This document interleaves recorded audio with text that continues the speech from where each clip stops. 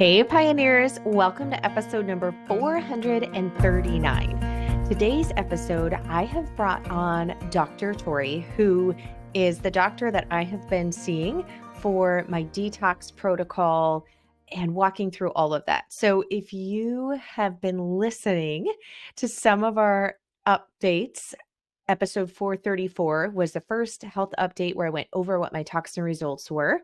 And then episode number 435 was where I showed where we were at 6 months into the detox protocol.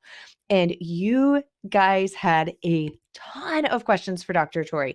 So in today's episode, we are diving into what detox actually looks like when we're talking about some of these heavy metal both heavy metal toxins and some of these other types of toxins, these chemical toxins, ways that you can detox, different ways to do it if you can't afford to do testing and work with a one-on practitioner. What are some things that you can do? So we really dove into the detox portion and what that looks like.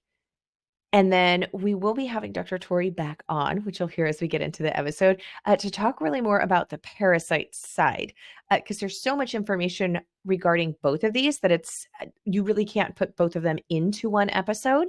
So I know that you are really going to enjoy today's episode. Dr. Torrie, it is just packed full with very practical and helpful information on things that you can do to help mitigate it now. And then at the end, we also do talk about some of the options with testing, what that looks like, and etc. So really either path we've got laid out for you, and you are going to get some answers and some things that you can do for yourself and your family right now. So super excited for this episode. And speaking of being excited, today's episode is sponsored by Azure Standard. Azure Standard is a company that I have been getting a lot of our household products, like from our food to different cleaning products to bath and body products, supplements, you name it. If we're not growing and raising it ourselves, there's a good chance that I have gotten it from Azure Standard. One of the reasons I love them is because as I've embarked on my journey of getting rid of as much as possible toxins, or making sure that the food that we are buying and using is raised as close to the way that I would raise it myself if I could. And they have the very same ethics and standards. So if you are a first-time customer, you can use coupon code Melissa15. That's Melissa and then 15 for 15, and get 15% off your first $100 order from Azure Standard. As I said, they have got a lot of products, and I highly recommend that you go and check them out. One of my favorites for right now is their organic white vinegar. The reason I love it is because it's at 11%, which is a much higher concentration than anything you'll get in the store. You can get it in glass bottles. But the great news is for pickling, pickling, we need 5% acidity for safety. So that means that I am diluting it, and therefore it costs me less. And because I'm storing it in a concentrated form, I don't have to store as much as I would if I was just buying normal 5% from the store. And I don't know about you, but where I shop, I can't even find white organic vinegar. And making sure that our vinegar products are made from organic is really important for me when I am canning and preserving up our food. So definitely check out their organic white vinegar. Again, that's at azurestandard.com. Use coupon code Melissa15. And on to today's episode. Well, Dr. Torrie, welcome to the Pioneering Today podcast. Thank you so much for having me. I'm so excited. Yeah, I'm actually very excited too, because obviously I have been working with you since December, actually, I think was our first, when we first met and ordered the first session of labs. So I'm really excited to be able to have other people meet you and for them to benefit from it. And we had a ton of questions come in from the first YouTube videos that I posted. So I'm going to do my best to get us through them today. And I tried to put like ones together so that we could try to cover as much ground as possible. But there's a lot of questions. People are very interested in this. And I think because a lot of people are feeling a lot of these symptoms, and the more that other people share about them, then it just kind of raises that awareness. So thank you for coming on. Well, I'm excited to be here. Anytime we get to talk about detox and toxins, it's, a great day in my book. Yes, same. I think one of the things that I would love for us to kind of address first is because you'll see, I have seen personally this, and there were some questions around this too. Like, you'll see a lot of people be like, well, your liver detoxes your body. Like, you don't need to do and I think it's more in regards to things like detox juices or detox teas, those types of things, but a little bit talking about how the body does detox itself. But then when we're looking at things like toxins, especially like the forever chemicals or things that our body was never really that aren't naturally occurring in nature, right? So our bodies would have never seen these. Can you talk a little bit about the general detox process that our body goes through, specifically, obviously with the liver, but then why we would need to detox for some of these other things, why the body is not able to clear them through its natural detoxing process? Does that make sense? Yeah, absolutely. Okay. I get this question all the time, and there's a lot of social media hate around people like me that, you don't need to detox, you have a liver. And that is true. Your liver is your main detox organ. And so what should happen is your body takes in a toxin, whether you eat it, drink it, breathe it in, somehow a toxin gets into your system. Then your body will take it and it goes through the liver. The liver will break it down, and it has these different phases to basically break down the toxin. And then it either goes to the kidneys to come out through urine, sweat, some sort of fluid, or it will go to the, back through the bowels and will come out as stool. The problem with our current world is we are exposed to way more toxins than our body was ever meant to handle. So when you look at environmental toxins, we have kind of multiple categories of them, right? You've got things like heavy metals. Heavy metals are natural to the earth. They are not man-made. We use them a lot in industry, but they are natural to the earth.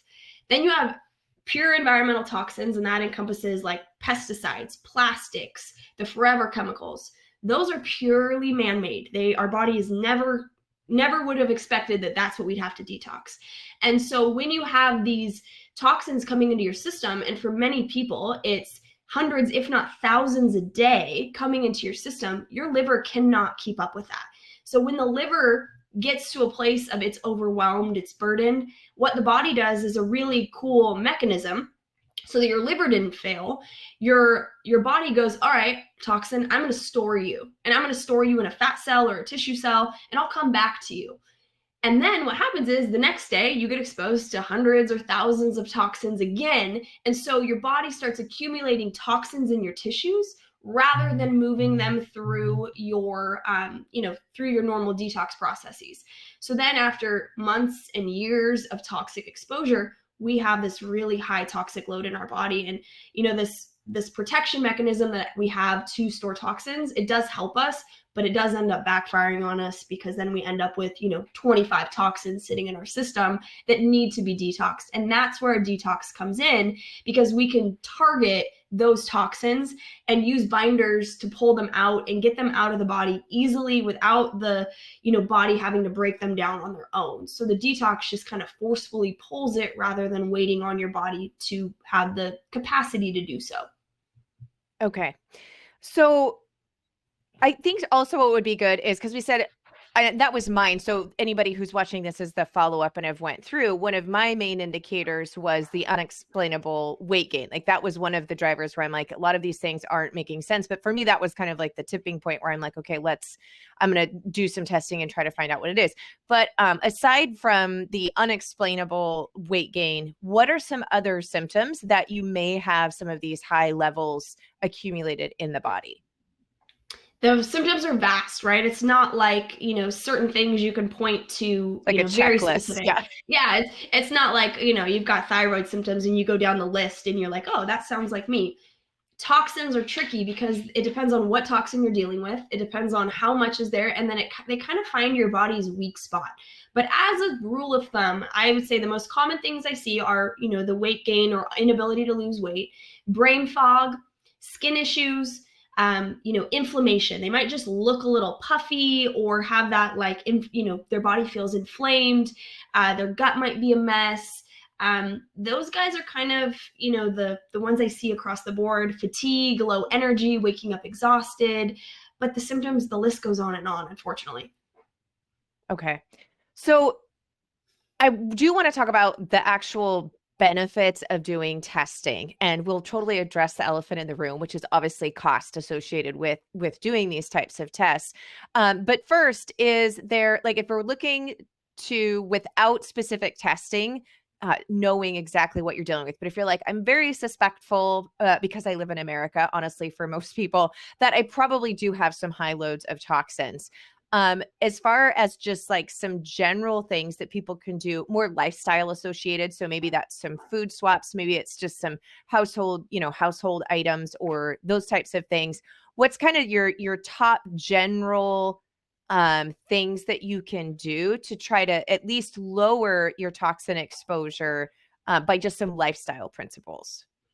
Yeah, it's one of those very overwhelming things, because as you go down this rabbit hole, you realize that really everything has the potential to have toxins in it. And so I always tell people, let's chunk it like step by step. The most important stuff is what's going in your body. So the food you eat, the water you drink, those are the most important things. And so eating organic when possible, especially if you eat the outside of it, that's the most important thing, is eating organic, like fruit and berries and anything you eat the outside. I definitely want it organic. Filtering your water, not drinking tap water, not drinking water through a Brita filter or a refrigerator filter. You want some sort of water filtration system, whether that's reverse osmosis. And there's great affordable systems like AquaTrue that's just a little, on the counter. The Berkey, now called Boro system, distilled water. Getting the, tap water out of your system, that's my starting point for everyone. Then going to what is going to go on your body. So personal care stuff, swapping for the organic, no toxin shampoo, body wash, all of that. Then going into what could touch you, that's cleaning products, pans, all of that. And going down the, you kind of go have tiers of importance, but going through that over time and swapping out the toxic products with the non-toxic versions is step one. Then you can do daily detox things, right? Let's up your body's natural ability to detox. So that can be really getting, water with lemon is a fantastic way to support your liver first thing in the morning. Warm water with a little bit of fresh lemon is a great way to stimulate the liver to start to detox. Then you can do infrared saunas, and there's a multitude of health benefits with saunas, but they do detox very well. So doing regular sauna sessions, dry sauna versus infrared. Infrared has a little bit more benefit than the dry does, but any sort of sauna will do it. Exercise, just sweat. Get your body to sweat. That's one of our detox ways, is to sweat. And then from there, you can add in, supplements, just kind of basic support, B's, D, just give your body support. Those tools can really get your body detoxing at a higher level and can get you just to start to lose those little bit of accumulation. If you've got a lot of toxins, that's not going to move the needle, but it's going to stop more accumulation, and it's going to help just get your body in a better place. Then when you go do a detox, then it's a little easier. Okay, that actually is a perfect lead into one of the questions. And someone said, okay, what if you are pretty sure that you have, and again, hard to know exactly, but like low levels of mold in a house. Like I can't move out of the house that I'm in.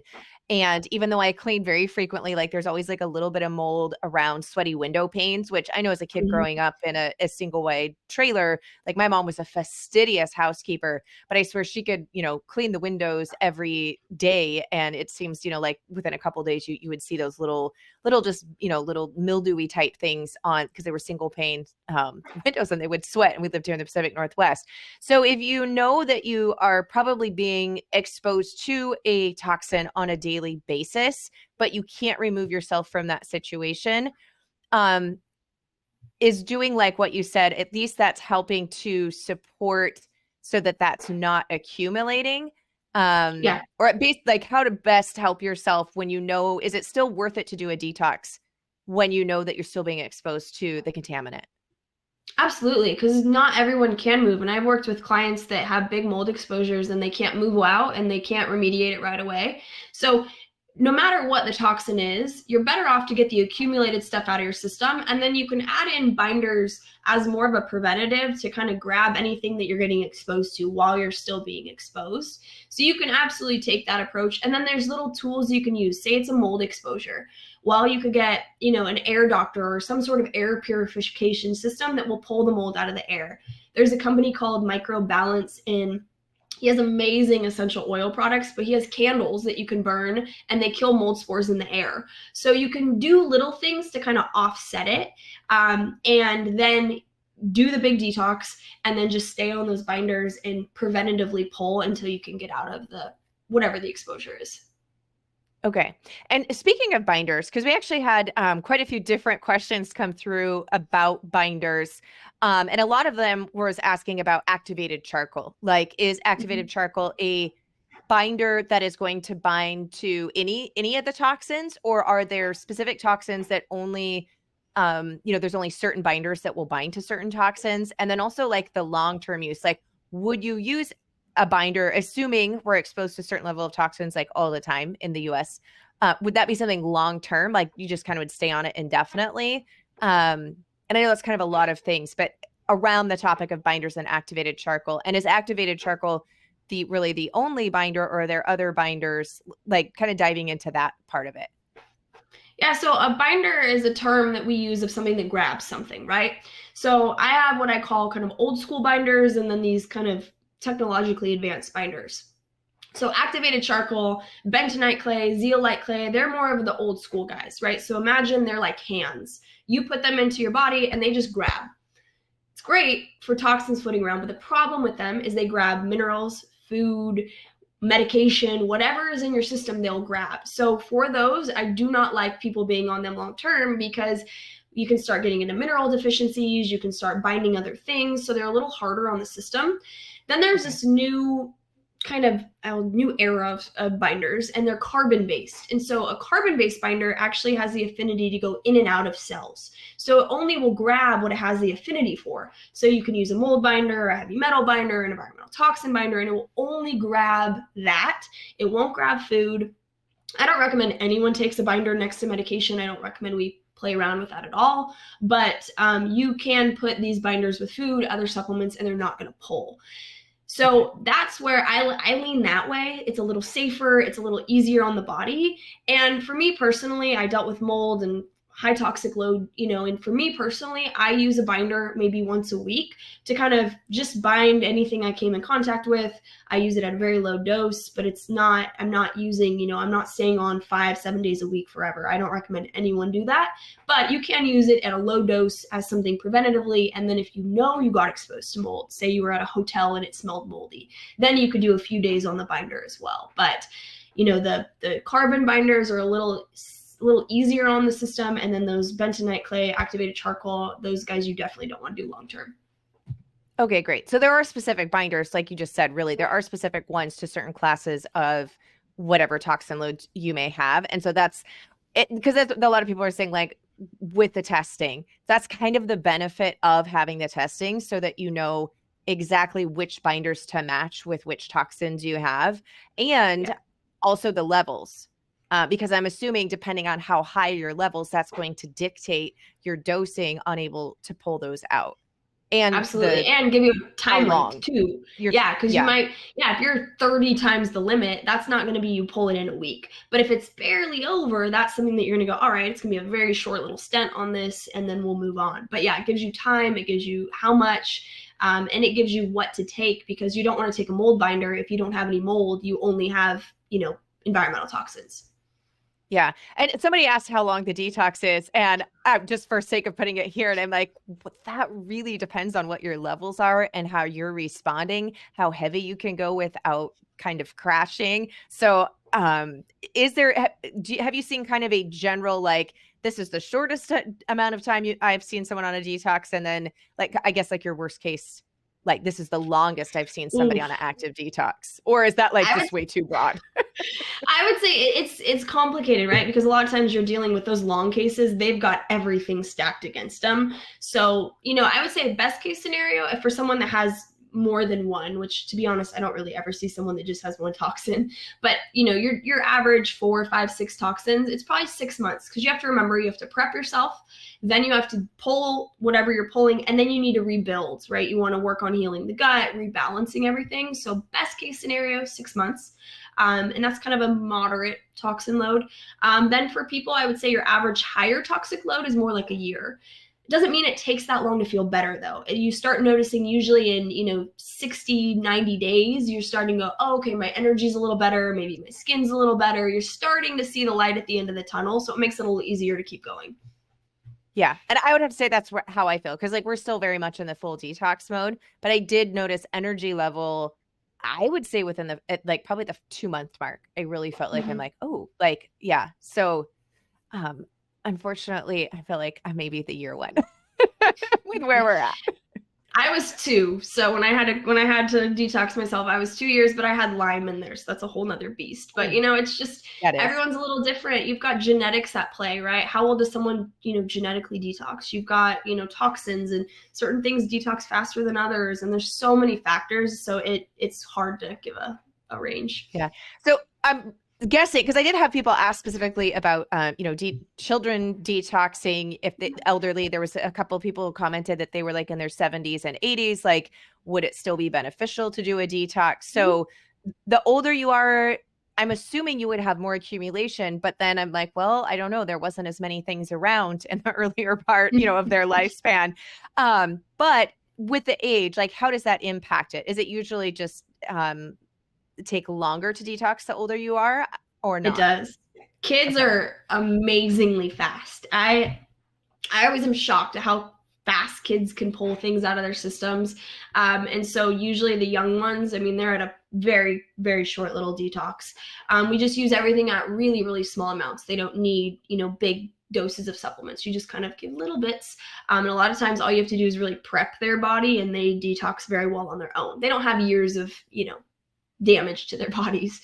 Then you've got, as you get older, it tends to get a little harder. It's that your systems are, a little more taxed. A lot of times there's more toxins. But again, there are anomalies. I have one of my clients, I think she's 82, and she's like a detoxing wizard. This lady detoxes at a crazy fast rate.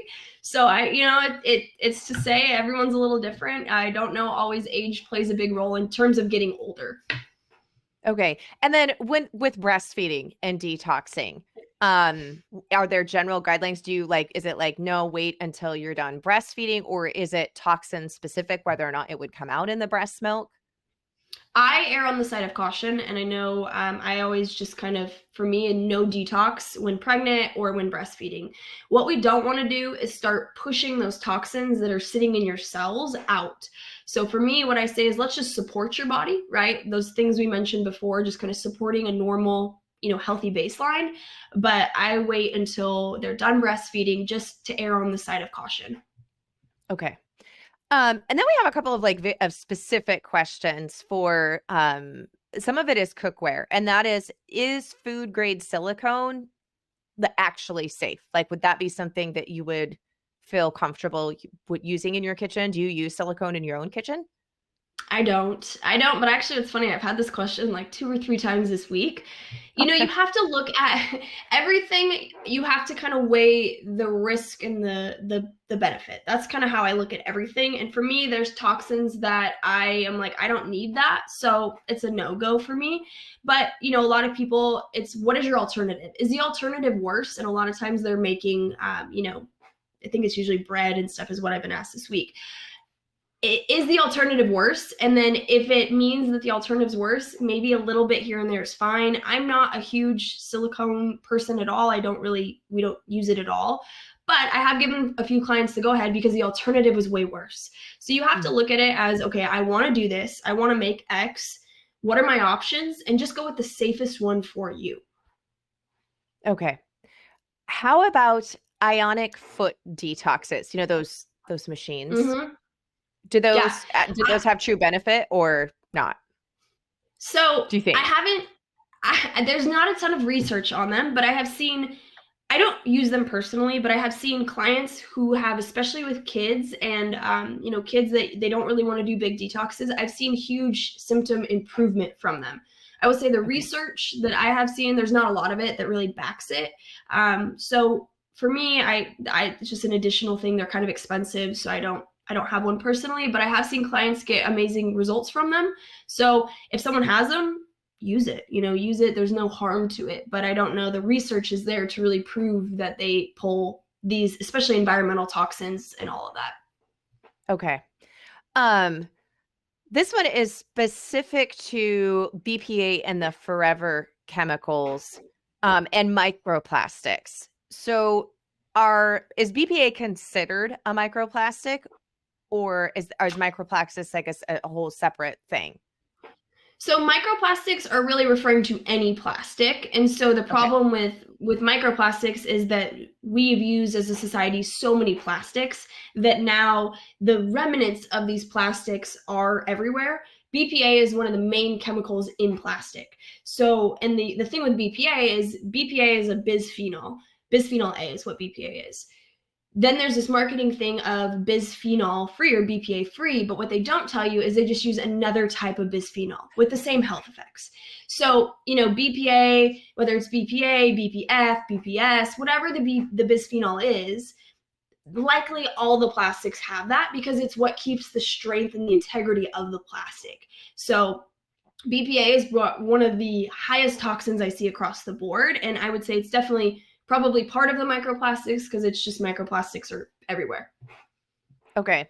So obviously, aside from like not using plastic food storage containers, like switching to glass, even though I know a lot of my glass storage containers do have the plastic lid, but the food's not in contact with it. I'm not using it Mm-hmm. heated ever, that type of thing. So like for me, my comfort level, I'm like, okay, I'm okay that it has this plastic lid because I'm not cooking in it. I'm not putting it in a microwave. The food itself is not actually touching the plastic. So I feel okay with that personally.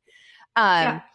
So trying to get rid of obviously the plastics, but I feel like BPA and probably the other microplastics, because you're right, like I feel like they're kind of sneaky. Like they can be in lining of like metal cans. Like they can kind of be in a lot of other hidden Oh areas. yeah. So Oh I yeah. guess what are some of the things like maybe that those sneaky places that you would want to watch out for, and then some like better alternatives to switch to? I'd say the sneakiest one that probably is something that most people use is when you go out to coffee, you're drinking out of a paper cup. A paper cup shouldn't be able to hold liquid, right? And if you took a piece of paper and put water on it, the water would go through. So they have to line it to get it to not have the liquid go through. And they line it with a multitude of nasty chemicals. And then the lid on top is plastic. And that is normally a BPA or a BPA free. So now your other bisphenols. And so that's the perfect storm because now you have a hot liquid in there, coffee, tea, whatever you're drinking, it's hot, Right. leaches whatever's on the side, generally BPA and a bunch of other toxins. And then you drink through the lid and now you've got the BPA coming through that. So for me, I never, ever, ever drink out of a to-go coffee cup. I am like a crazy person that travels with my Yeti everywhere. And, I take that thing and I give it to them and have them put my coffee in there. So that's a non-negotiable for me because there's so many toxins in it. Another sneaky source is receipts. You go to the store and that shiny stuff on receipts, that's BPA. And so I don't ever take a receipt. And if I do, I like grab it like with my tips of my Your fingers, fingernails, yeah. Yeah, just grab it with the tip of my fingers. So I don't really budge on that as well. And then it's just those are probably the two common things that people get exposed to. And then it's really like water bottles and everything that has plastic in it. If you open your cabinets up and look around, everything has plastic. So it's just getting rid of the plastics is a huge thing for people, but the coffee cups have to go. Okay. And then because I've heard this too, like, well, but what about like some of the to go like Yeti. I'm trying to think of some of the other brands. Yeti is the one that I have, but like the stainless steel tumblers, right? Mm-hmm. And yes, most of them have a hard plastic lid, right? Or They do. a version of plastic. But it's not the soft that breaks down as fast. So I'm assuming that we don't have the Exactly. quickness of Yeah. the leaching. However, I've heard people say like, oh, well, those tests were like, those can be high in lead, or those can be high in maybe some of those Mm. other things. And again, I'm kind of like, well, I probably would rather have that than the BPA. But like, have you seen any testing done on those? Is that a concern to you? It must not be a concern because you use it, but just kind of So bringing that out. I did a post on this. I actually got drugged through the internet about this exact thing because Okay. so there's Stanley and Yeti and they're using Yeah. stainless steel, but what people forget is that metals, we kind of vilify them, but metals are natural to the earth, right? So they're not all, they can be problematic if you get a very high amount of them, but having a little bit here and there is not anything abnormal. Your minerals have a lot of supplements have metals in them. Water, natural, like if you drink spring water, we're not talking about tap water. Yeah. So the thing is, in small amounts, it's okay. Where I always tell people, you want to like eliminate the big exposures. And so if you're looking at drinking out of a Yeti that has maybe a little bit of nickel or lead or whatever's in it, versus drinking all of the man-made toxins in a paper cup, I will 10 out of 10 times go for the lead. And then the thing is look at like, I mean, it's such a small amount. It's not like it's you're drinking a cup of lead. So it is tiny, tiny amounts. It tends to like break the internet. But remember, they're natural to the ground. It's the same thing with chocolate, right? A few years ago, it came out that chocolate was high in cadmium and lead. Chocolate's grown in the ground. The plant holds it. So you have to remember, they're not all these, vilified things. They're natural to the earth. So a lot of our products do have metals. And lead, cadmium, those guys in small amounts, your body knows what to do with them. You're able to move them out. Okay. I'm glad we had that talk because I've heard that a lot from people, and then everybody's like, well, nothing is safe, Yeah. So I think it's good to kind of keep that balance in mind and just choosing the next best thing. Yeah, you can only do so good, right? Like you can only Yeah. make the best choice with what you're given. So unless you're gonna like make all of your own stuff, and I don't even know what you would make it out of because everything's got stuff, then you have to choose the best option for you. Yeah. Okay. This one is in oh my good Lord, words can be hard. Specifically, I'll get that one out. And that is on, are there the difference on the binders? Like, are there herbal binders?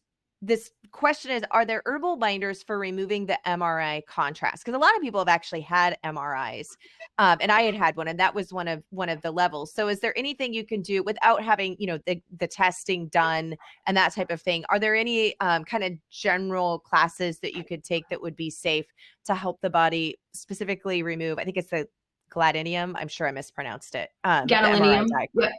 There we go. Yeah, that one. So the MRI dyes, CT dyes, even X-ray contrast, it's metal based. So they're using barium, gadolinium, there's some sort of metal. And so there are herbs that you can use to gently push. And so you've got like chlorella, spirulina, even cilantro. Those do really gently push metals out of the system. And gentle is the name of the game on that because they're, not, the body doesn't love when you dump toxins into it.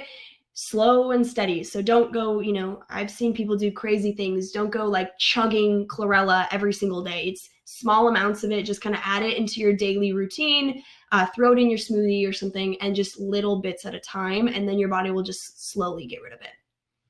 Okay. Then we had some question a lot about the mold, especially like the okra toxin and molds in food. So peanuts are a high mold source. Coffee is a high mold source. And I kind of talked about that a little bit in my previous videos. But are there some other foods that are high? And then like specifically tea. I'm a huge coffee drinker. So I have obviously made switch to making sure I'm drinking coffee that tests for the mycotoxins and says that it's free from it. But if someone is a tea drinker, do those have high levels of mold? Anything to be watchful or concerned about if you're, buying store-bought brands of tea? Obviously, if you're, harvesting and drying it yourself, you're going to know if there was mold on it or not. Yeah. Or is it mainly just like is peanuts and coffee, I guess, like our main food sources of okra toxin and mycotoxins, or are there other ones that we want to keep an eye out on too? So it's coffee, It's peanuts, and then it's grains, so corn and really any of your grains. And the problem for most of them is the storage process, right? They get stored for long periods of time. So those are kind of your top tier food-borne mycotoxins. Then you've got spices. You've got there's a very specific strain that's only on apple products. You've got so apple juice and stuff like that. Then you've got some that are going to be in, if you've ever done red yeast rice supplements for cholesterol, that guy can be notorious for mold. But I would say coffee, grains, and peanuts are kind of the big guys. And then, it's tea. It's tricky, right? It just depends. And so I would say tea is lower on the totem pole for me. It's not one that I classify as a big mold grower for people, but you want to be buying a quality brand. What I worry more so about for teas is they're generally in plastic little Bags. Bags. You put that in and now you've got plastic in your tea. So for me, that's the bigger worry. I like the paper ones or just loose leaf. That to me is a much safer alternative, but I don't really worry too much about mold in tea. Okay. Well, that's good. This one was an interesting question. And I think it was a little bit, we kind of addressed it, not hugely, but when we were talking about doing the herbal detox for the heavy metals, like go slow, like don't, be gentle. But that is when you are purging toxins from your body. So you're actually in a releasing phase from fat cell storage specifically was this question. But if you're losing a large amount of weight, and when you are detoxing, and so then all of those toxins are kind of entering the system again, because I have to enter it in order to obviously then be excreted out. But how do you help support that? Is that just the rate? Like don't go too fast, or that's where those binders help to grab them and remove them faster than just letting your system try to do that? Both. And the kind of things to watch out for, like if you have some of these symptoms, that probably means that you're detoxing it at a super fast rate and maybe want to back off. Yeah, the perfect example of this is like when people get the keto flu. They lose a bunch of weight and they feel terrible, almost like the flu-like symptoms. A lot of times that's your body dumping these toxins and you do not feel well. So I usually tell people slow and steady will always win this race. So trying to do anything fast is not generally going to end well. It's where people tend to feel like, terrible for several days. So slow and steady, prepping your body to make sure that your liver, kidneys, gallbladder, lymphatic can actually handle that, removal of toxins is key. And then if you are losing weight fast, binders, definitely add in some sort of binder just to kind of grab and take the load off your liver. Because what you don't want is if you dump too fast and your liver gets full and hits capacity, you're going to reaccumulate. So then that's kind of that yo-yo effect of where people lose weight, gain it, lose it, gain it. And so that's not an ideal, situation for the body, nor is it really an ideal healing situation. Yeah. Okay. And then one of the things is really a lot of the questions were like, well, what test should I ask my doctor to order? And I know from my experience that a lot of doctors I've went to don't have experience in actual detoxing and in heavy metals and in toxin loads. So talking a little bit about like the testing and where to find, I know you see online patients, obviously that's how we connect is online. We don't live in the same state even. But for some guidance on that, and then also talking to insurance, are there ever a case where you've seen that insurance covers any of this testing? And just the cost associated with doing this type of testing and then the detox protocol, the whole thing, kind of just walking through what that looks like. Yeah, so the testing, I've seen some doctors will order it. Generally, you're going to be a little more on the functional side because it's something many of them are not familiar with. So if you can get your primary care doctor to order it, a lot of times you can get either partial reimbursement from insurance or, some sort of, generally they're going to have better luck than we do. But these tests are not cheap, and that is the downside of them. They're not a cheap test. And so the toxin piece is like right around $1,000.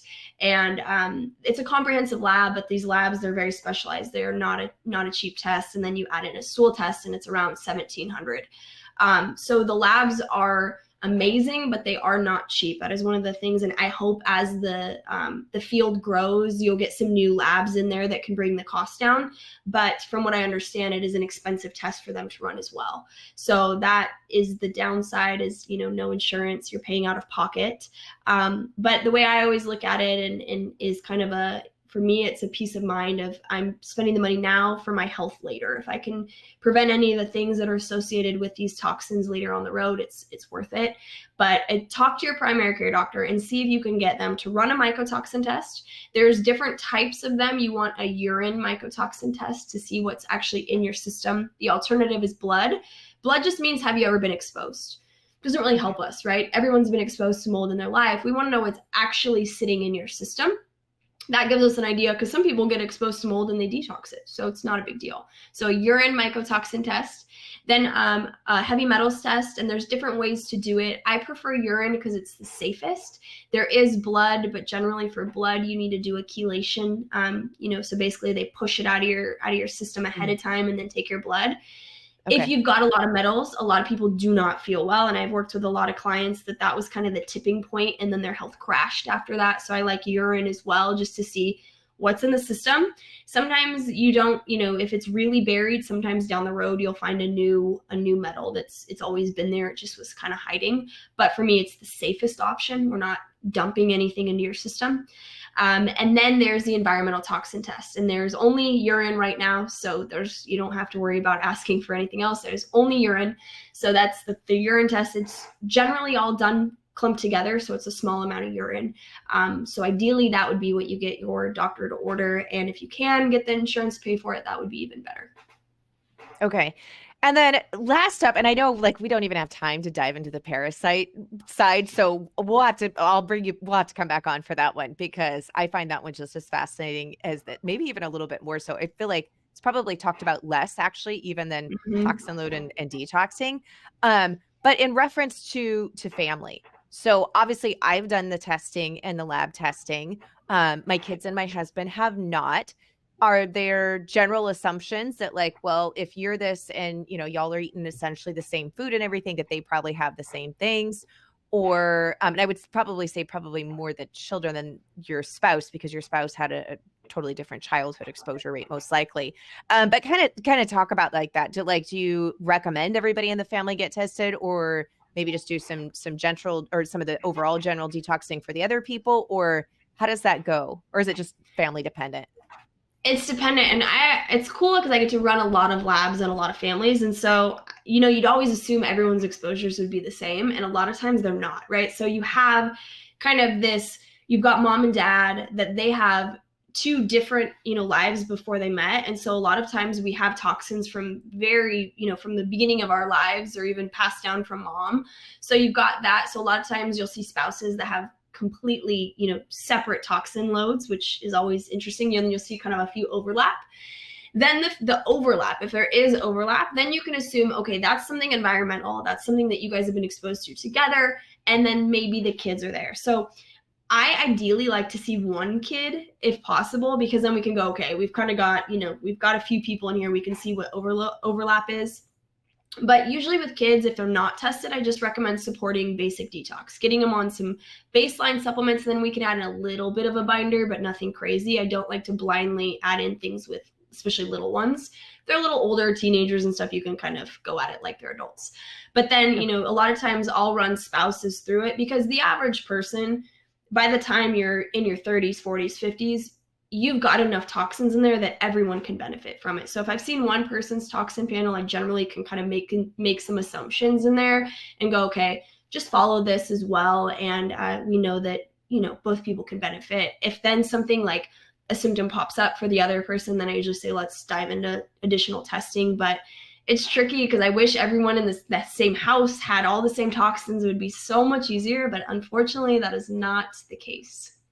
Yeah. Okay. Well, and I do like that for people, especially if you have a large family, right? That you don't necessarily need to test every child and every person in the family. No. There's some key ones, that we can go and look at. So yeah, well, this has been fascinating. I can't wait to have you back on for the parasite, because that one's going to be super interested as well. But thank you so much for coming on. Thank you for having me. It's a blast as always, and I can't wait till the next one. Well, I hope that you enjoyed that episode as much as I did. And if you are watching this on YouTube, we'll have links beneath this video description. And if you have more questions for Dr. Torrie, especially questions on parasite, because we are going to have her back on, we'll be talking about that. But if you have further questions along this line, make sure that you leave them beneath the video, and we'll do our best to make sure that we ask her those next time she comes back onto the podcast. Now, if you're listening to this the old-fashioned way, which I will confess is the way that I listen to podcasts, is just through my phone and the app on my phone. You can always go to the blog post that will have all of the information on my website, links to everything, and that can be found for this episode at melissaknorris.com/439, just the number 439, because this is episode 439. I can't wait to be back here with you next week. Blessings and mason jars for now, my friends.